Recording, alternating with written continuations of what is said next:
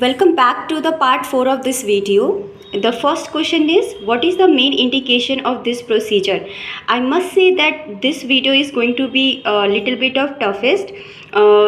So let's start with the first question. I already read it for you. The main indication for this procedure is elimination of infrabony pocket, elimination of suprabony pocket. Option C is aesthetic consideration and option D is all of the above.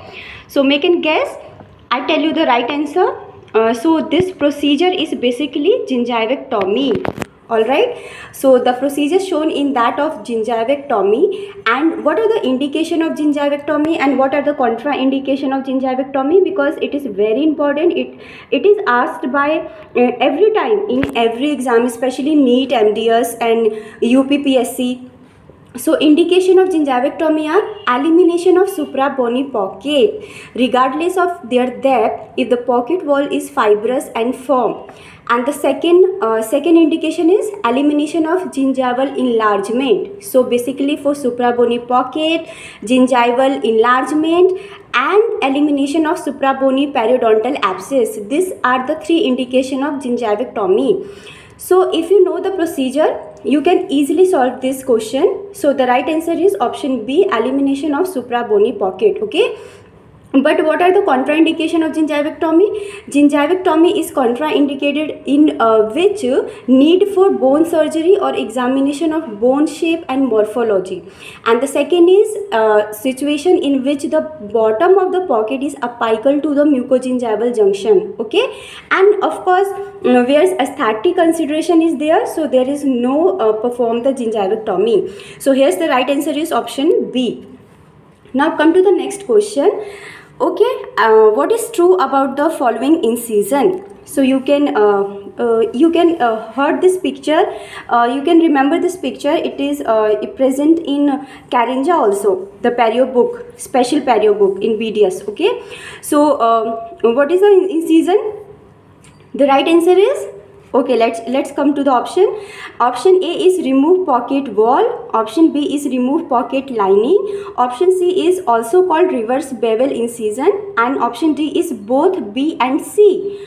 So what are the right answer? The right answer is option D, both B and C. So the right answer is remove pocket lining and also called reverse bevel incision. Why?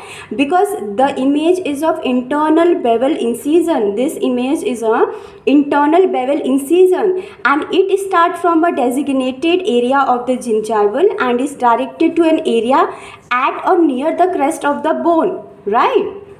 So basically it is an internal bevel incision, and the right answer is option C. Option D, both B and C is the right answer. Okay, because the internal bevel incision accomplish three important objectives. Okay, it remove the pocket lining, it conserve the relatively uninvolved outer surface of the gingiva, which if apically positioned becomes attached gingiva, and it also produce a sharp thin flap margin for adaptation of the bone tooth junction.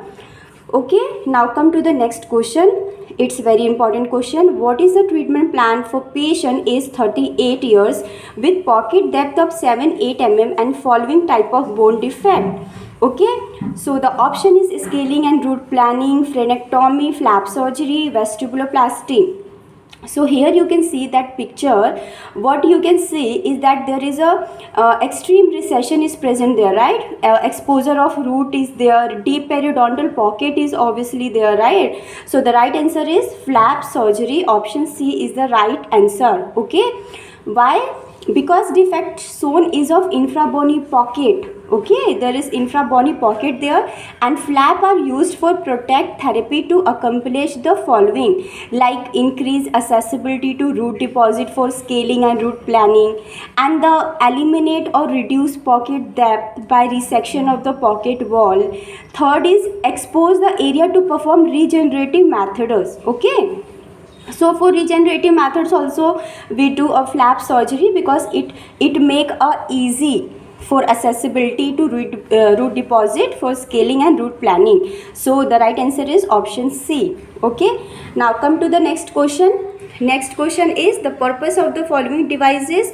So you can clearly see this device. The options are: option A to measure overall frequency, option B is measure rigidity of implant, both of the above, none of the above. Okay, so what are the right answer?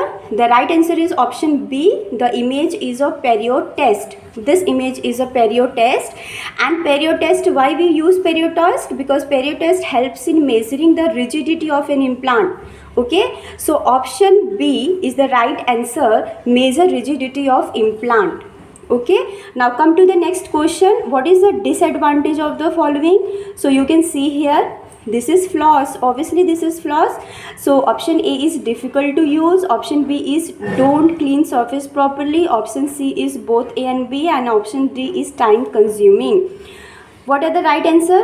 These are the flop. Obviously this is time consuming. The right answer is option D. Option D is the right answer. Okay, now indication of the following device. Next question. Okay, so indication for the following device.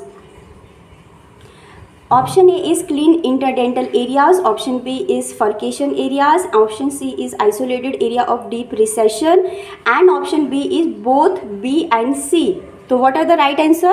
The right answer is option D.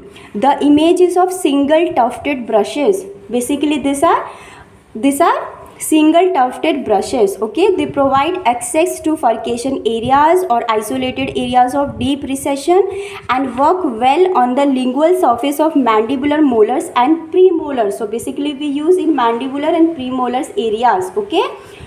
Okay, so the right answer is option D. Both B and C are the right areas, furcation area and isolated area of deep recession. Okay, now come to the next question. Next question is purpose of the following. Okay, so these are the instrument. What are the instrument? First find out. And your option is option A, clean interdental spaces, option B is clean adherent bacteria, option C is remove calculus, and option D is clean non-adherent bacteria. So what are the purpose of the following? Option D is the right answer, clean non-adherent bacteria. Why? Because the image is of oral irrigators. They are oral irrigators which are used as adjacent to toothbrushing, right? So basically they are particularly helpful for removing debris from inaccessible areas around orthodontic appliance especially, and fixed prosthesis also. So whenever you give patient fixed prosthesis and orthodontic appliances there, so these are very helpful irrigators. So the right answer is option D, non-adherent bacteria. It's clean non-adherent bacteria. Now come to the next important question. What is the purpose of using following? Option A is improve the efficiency of caries control, detect caries, improve efficiency of plaque control, and all of the above. So what are the right answer? The right answer is, first of all, find out the image. The image is a disclosing agent. This all are disclosing agent, and they are solution basically or wafers which are capable of staining bacterial deposit on the surface of teeth, tongue and gingiva. Okay, so they are basically excellent oral hygiene aids because they can provide the patient with an educational and motivational tool to improve the efficiency of plaque control procedure. Okay, so here what is the answer? The answer is option C. They improve efficiency of plaque control. Okay, and these are disclosing agent. Now come to the next question. Following instrument is indicated in which area of mouth? Anterior, posterior, furcation, all of the above. So this image is a chisel scaler. Okay, this basically is a chisel scaler, and this basically chisel designed for the proximal surfaces of teeth too closely spaced to permit the use of other scaler also, because it usually used in the anterior part of the mouth. Okay, and the instrument is activated with a push motion while the side of the blade is hold firmly against the root. So basically the right answer is option A, anterior. This chisel are basically used in anterior. Now come to the next question. What are pulsation per minute for following device? Okay, these are again basically irrigators, and your options are option A 1200, option B 1400, option C 1500 and 800. The right answer is option A 1200. Come to the next question. Next question is identify the following.